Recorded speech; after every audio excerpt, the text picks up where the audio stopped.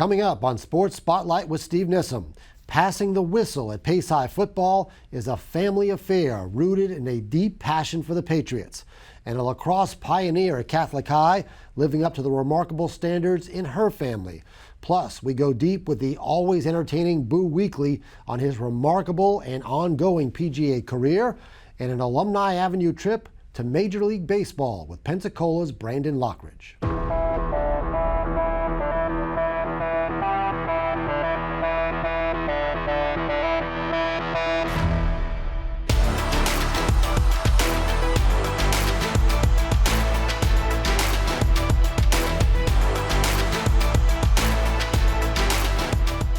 Welcome to Sports Spotlight. I'm Steve Nissom. Boo Weekley has some stories to tell. The always engaging character joins us in studio to share tales about his unlikely path to PGA stardom. Plus, we find Pensacola's Brandon Lockridge living his Major League Baseball dream on Alumni Avenue, and how lacrosse trailblazer Julia Frosch is making a family of high achievers proud. But we start with Vance Smith.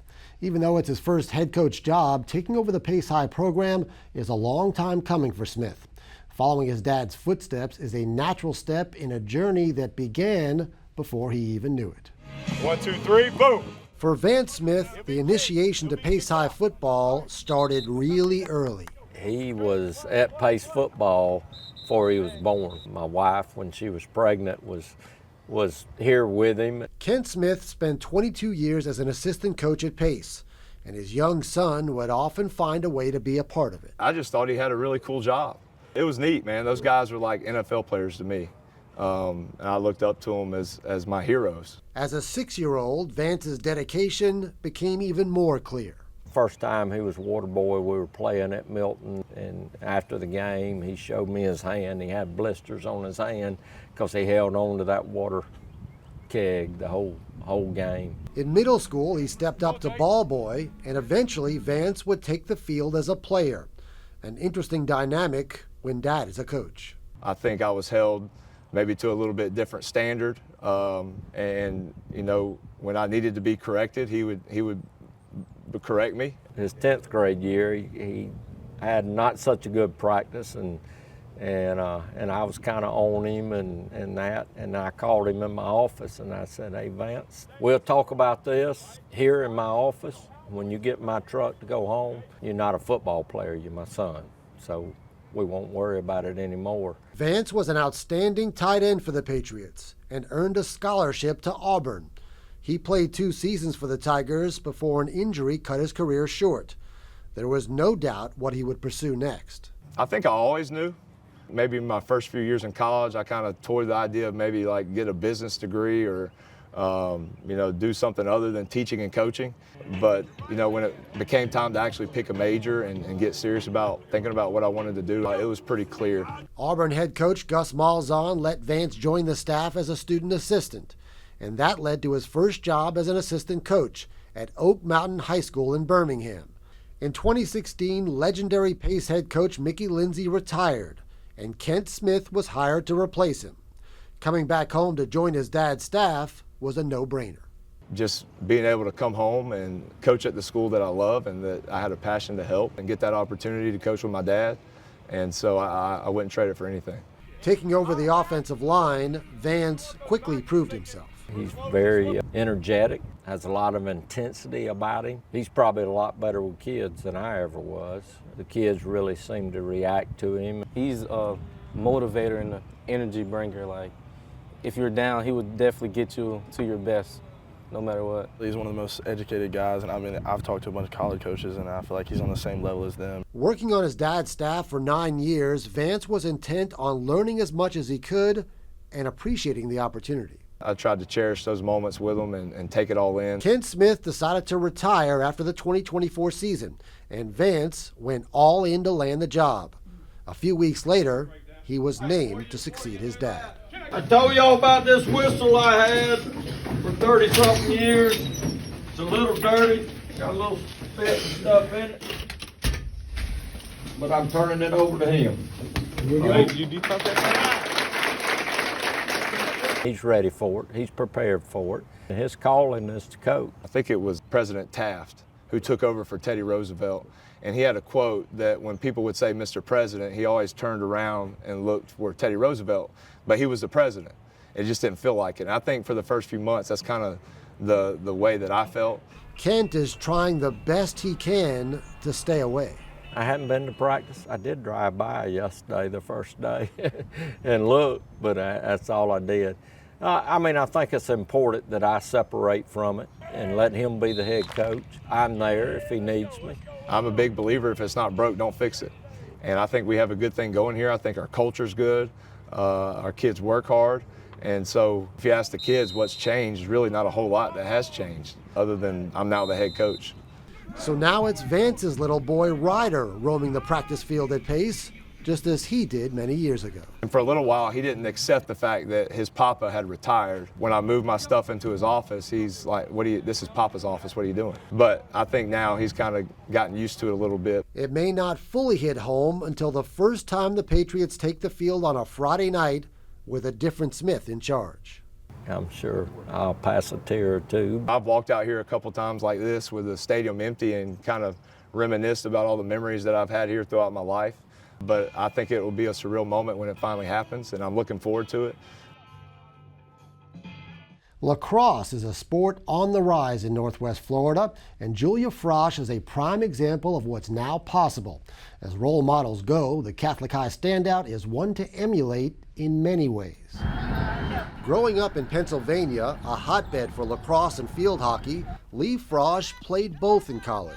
And the passion continued at an elite lacrosse club program in New York. I played with girls that played at schools all over the Northeast, and it was a ton of fun. It was a high-level lacrosse, and we were just playing different college teams that had club programs. Frosch put down the lacrosse stick in her mid-20s, but many years later, when her kids were just getting into athletics, a spark came back. They were playing soccer, and I just said, you know what, you want to give this sport a shot and see what you think. She came home one day from the store and she bought me a field hockey stick and a lacrosse stick. And they were both bright pink and like a tie-dye type of ball.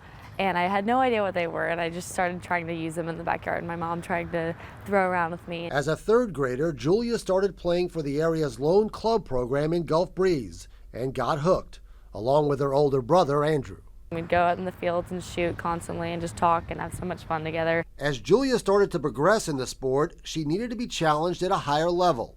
As an 8th grader, she joined the Orlando-based Lax Maniacs Club, traveling on weekends to train and compete with many of the best players in the Southeast.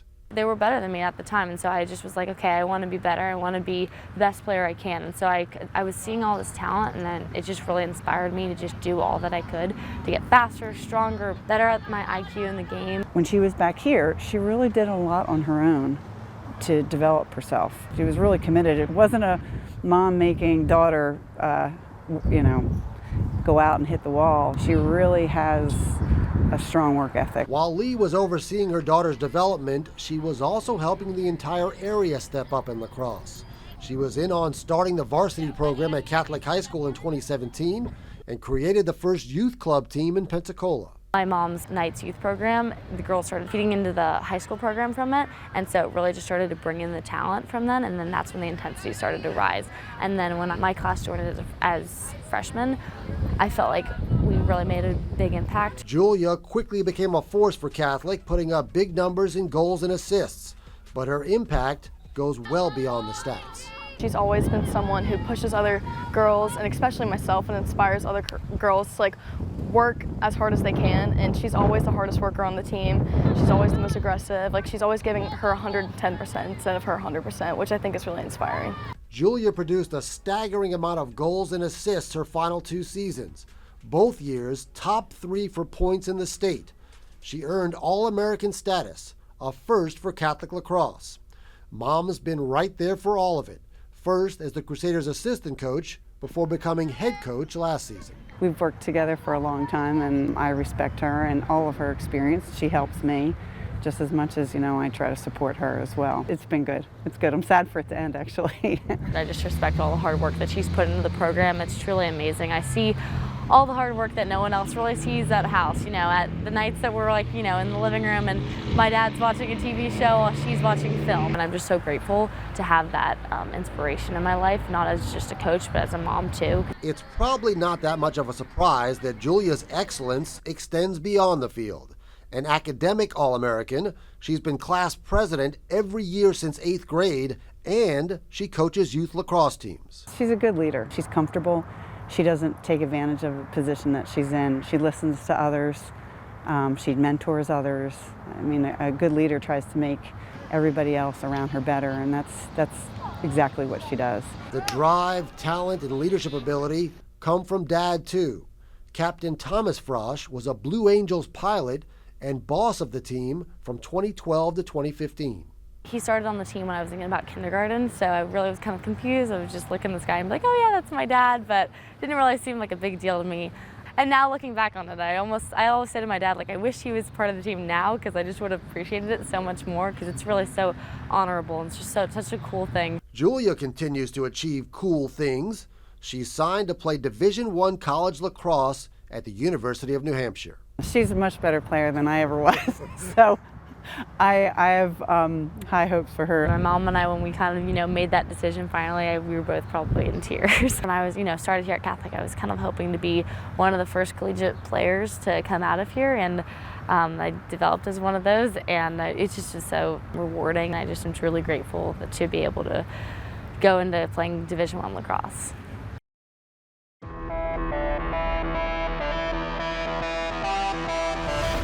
It's an incredibly tough road to reach Major League Baseball, but Pensacola's Brandon Lockridge has found his way. We turn the corner onto Alumni Avenue to find the Catholic High product producing in the show. Brandon Lockridge got his first taste of the majors with a late-season call-up in 2024 for the San Diego Padres. In 14 games, he showed why he earned the spot, including his first big league homer. The Catholic High grad followed it up with stellar play in spring training to defy expectations and make the Padres' opening day roster in 2025. He's part of a starting rotation in left field and has also started in center field. Lockridge brings a lot to the table. Padres manager Mike Schild summed it up, quote, he's a plus top of the scale runner. He's a really good outfielder that can play all three positions. He's a fearless base runner, has been productive on offense, and continues to get better. He helps us a lot, end quote. Coming out of Catholic, where he helped the Crusaders win back-to-back state championships, Lockridge put together 3 impressive college seasons at Troy. A 5th-round draft pick by the New York Yankees, he was never considered an elite prospect, but worked his way up for 7 years in the minors to achieve the ultimate goal. Pensacola's Brandon Lockridge, living the dream in Major League Baseball, is a guy to keep watching on Alumni Avenue. From fighting orangutans to cleaning ammonia tanks, Boo Weekley has some stories to tell. His rise from Milton High School to stardom on the PGA Tour is a remarkable journey that continues today. And we are thrilled for the opportunity to go deep with Boo Weekley. Boo, thanks for being here with us. I appreciate you having me. Yes, all right, so we're going to go back with you first. So how did you grow up in Milton? How did you first get introduced to golf?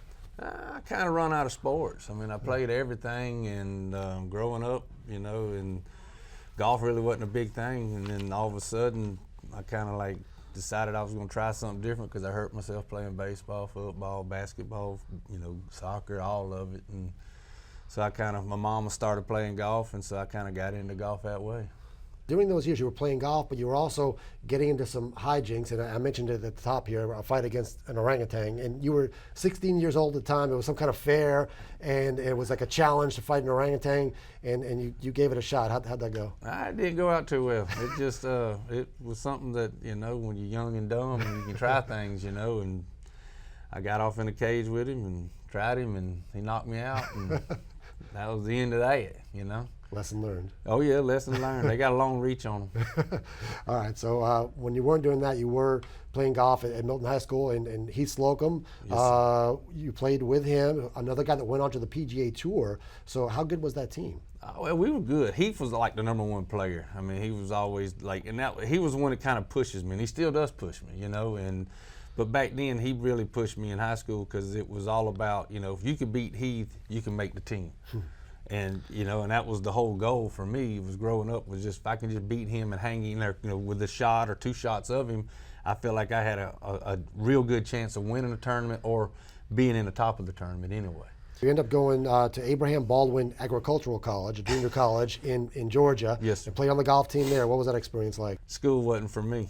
I mean, you know, that wasn't my cup of tea, and I enjoyed the experience of being able to go and play somewhere else at a college. They gave me an opportunity to do it, and unfortunately, it just wasn't, like I said, but it ain't what I was a homebody. I just didn't, school wasn't what I wanted to do, and I came back home, and Daddy, I laid around the house and sucked up all the AC I could till Daddy come home and told me I need to get my butt up and go to work somewhere, so I went up and got a job at Monsanto.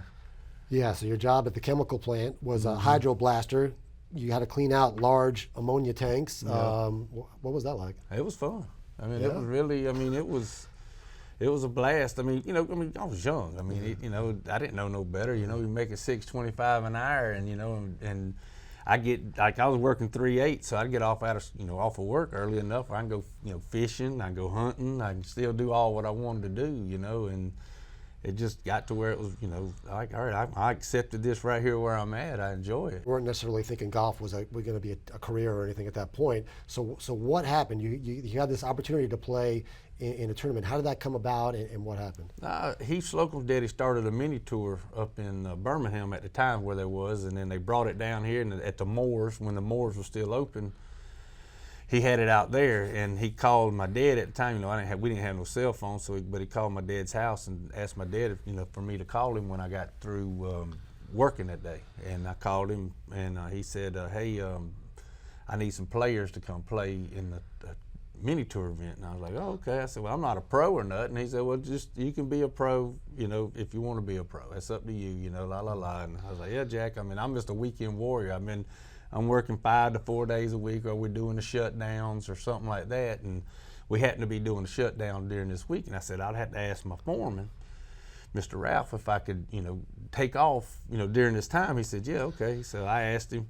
Foreman said, "Yeah, man, but you just got to come in back to work when you get done playing." So I was like, all right. Well, I remember the first morning, it was like 10 o'clock, we teed off, and I played that morning.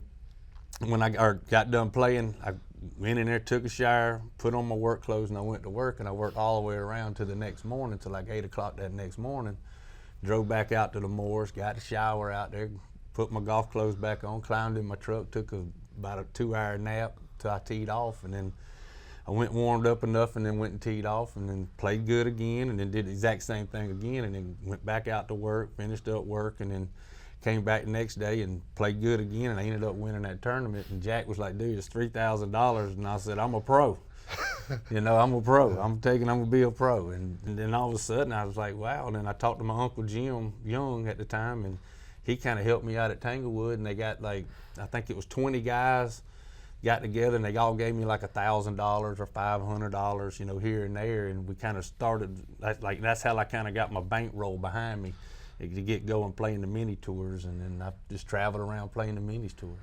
So you did that for the next few years, and then 5 years of doing it, which is a hard grind, I know. Oh, yeah. And then 2002, Q School, you win the Q School, or you qualify for the PGA Tour. So what was that moment like when you qualified? Oh, it was awesome. I mean, Heath Slocum daddy caddy for me, and like I said, I went through it 5 times trying to go through Q School. I never could make it through Q School. It was just a grind, a struggle. I knew I hit it good. I know, I never could get the mental side of it right. And then Jack Slocum, said, "Hey, look, I'm gonna caddy for you this year. I'm gonna get you through," in which he got Heath Slocum through, or Heath through his son. And then so I figured, well, this, he's got to work for me, And so he did it with me, and we got through the first try together. And then a couple years later, he did Bubba Watson, and Bubba, Jack caddy for Bubba to get through. So that first season, you didn't do very well on the PGA Tour. No. So you kind of, how tough was that? How much did you learn through that? Oh, it was tough. I mean, I've only been on like 2 airplanes or 3 airplanes in my whole life, and then all of a sudden here I am flying all over the world, I mean, I didn't know where I was going, coming, or staying, or what I was doing, and it was a hoorah, like it really was, because it was, I mean, it was a blur. How's that? More or less, that's what it was. It was just a total blur because I did not have a clue what I was doing, where I was going with the golf courses. And I missed a lot of the cuts that year by like a shot because I get nervous and know that, all right, I'm about to make this cut. Well, I'll 3-putt the last hole, or I'll hit it in a bunker and end up making bogey or something silly, you know. And it was just like, it was a grind. And then I think I only made like 5 cuts that whole year. So you went back to the next lower level, nationwide at the time. You did that for a few years, but then you qualified again back in 2006 to get back on the PGA Tour. So you felt much better prepared then, right? When I came out, I had a lot of confidence. I knew, you know, what I was doing, how I was doing it now, and I had me some real caddies that, you know, had been out on tour, that understood the golf courses, you know, where we need to go with it. And then JoJo, my caddy that I actually picked up, he didn't have a clue where it was going or coming, but he knew how to control me, and that was what made it even more special. So you played terrific, 2007, a lot of high finishes, and then you win. You go to Heritage in Hilton Head and you win, famously the way you did it at the end there with a couple of chip-ins. I mean, what were the emotions like, you know, go from where you came from to win on the PGA Tour? I mean, it's the good Lord bless me, you know, and it's still, I still pinch myself that I had the opportunity to play out on tour, or even to still playing right now on the senior tour. The next year, 2008, you win again at Heritage, and then you reach top 25 in the world, and then you make the Ryder Cup. Oh yeah. Which is a huge deal, playing for your country. What was that experience like for Boo Weekley? It's mind-blowing. To be able to represent your country, it's unreal. I mean, it's like, I get goosebumps right now thinking about it, you know, because, I mean, it was just, it's 12 guys playing against another 12 guys, and we happen to be doing it in Kentucky in the South, and it just, you know, made it a lot more funner because all the rednecks, man.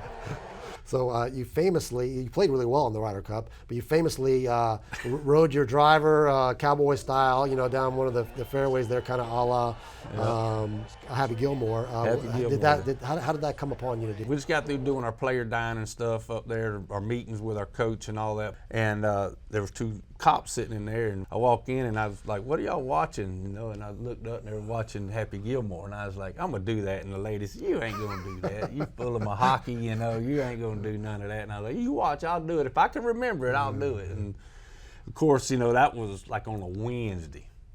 So, you know, I've done already I done forgot about it. And then all of a sudden, it was like I was standing there they announced my name, you know, and I was taking my practice swings, and it clicked. Something in my head just clicked. And you can see, I got a picture of it. It's at the house somewhere, but I got a big old smile on my face, and I was like, I'm going to do this. If I can get it over that oak tree right there, I'm going to do this. And I hit a cut, and it started right over the top of it, and that's when I tucked the driver and started doing the Happy Gilmore. It's one of the great moments in golf. It'll probably be played for a long time in the Ryder Cup. You ended up winning again in Colonial in 2013. So 3 wins. You really played 12 straight years as a regular on the PGA Tour. What's most amazing to you about what you accomplished while you were out there? The biggest thing is I'm still the same person. I never let the money change me. I never let, you know, anybody influence me to change myself. You know, and I had a lot of opportunities of it, you know, because it comes and goes. In every sport that we do, you get caught up and get wrapped up in a lot of certain things. And I never let that happen. You know, I still want to be stuck to the ground. I want to be able to go hunt and fish and, you know, kind of stay away from everybody. If I want to go have a cold beer, if I want to go drink a Tito's and soda, whatever, you know. I mean, I want to be able to do that and enjoy my time with my friends and my family, and that's just what it is. But to play the game of golf, it's amazing. It's such an amazing sport. The game of golf has embraced you. The fans have embraced you. How much does that mean to you? Oh, it means a lot to me, because, I mean, especially when you're out there playing and you're struggling a little bit, and all of a sudden you see a guy come by that you don't even know. Come on, Boo, you know, you still got it, man. You can still make birdie these next 2 holes or something like that, you know. And then, you know, inside you're like, man, really? And then all of a sudden you get to thinking about it, like, this dude don't know me from, you know, Adam's house cat, and here he is hollering at me, rooting me on. All right, let's step it up. Let's see if we can do something. You know what I mean? It kind of gives you the energy again. Speaking of energy again, you're back out there playing on the highest level for seniors, the PGA Champions Tour. You and Joe Durant and Heath Slocum, all guys from this area. So playing on that level, what has this experience been like for you playing on the Champions Tour for the last 2+ years? I thought it was going to be like really laid back. Like, you know, the guys are going to go out and play 9 holes and meet you in the bar and sit around, you know, smoke cigars and drink some drinks and tell stories. And No, buddy, it ain't like that. They out there pounding balls, chipping, putting, playing, like going. It's like a racetrack out there, man. They just in them golf carts and everybody just going around the golf course, you know. And it's just it amazes me because like the first event for me was in Washington, and I got up there and I was like, all right, you know, we'll go out and play 9 holes and then, you know, and then come back in, you know, sit around and talk to some of the fellas I ain't seen in a long time. And like, where's everybody at? And like, they're all out there on the driving range. They're all out there on the putting green. They're all over in the sand trap, over here hitting bunker shots. And I'm like, why? What are they doing? Like, they're like, man, this is different out here now. And with Joe, that's kind of like what Joe Durant told me. He said, man, it's changed a lot from when you got to talk with, because, you know, I used to hang out with Arnold Palmer and all them. That's what he always talked about. I wasn't ready when I came out. I mean, I really wasn't mentally ready. I wasn't physically ready. My swing wasn't ready. Nothing was ready. I'm just now starting to get fine-tuned again to where I feel like I can play and compete out there fully. Well, you're out there hanging with them now. No, So that's right. Yep. This is now 23 years on the PGA Tour. I love it. I mean, I love the game. I mean, I love the competition. That's the biggest thing. I love the competition. I love to step up there like me and Heath used to tell each other, you know, we walk up there and shake our hands, you know, instead of saying good luck today, I'm here to kick your butt today. Yeah. You know what I mean? And I still say that to myself, to all the guys after when I'm shaking their hands, like, all right, you're kicking their butt today. You know what I mean? You're kicking their butt today. And that's how I gotta go about it. Well, Boo, it's been a joy to watch you all these years, and thanks for spending some time with us. I appreciate it very much. Thanks for having me. Okay, thank you. Yes, sir. All right, that's a wrap on another edition of Sports Spotlight, but there are so many more stories to tell. Until next time, thanks for watching.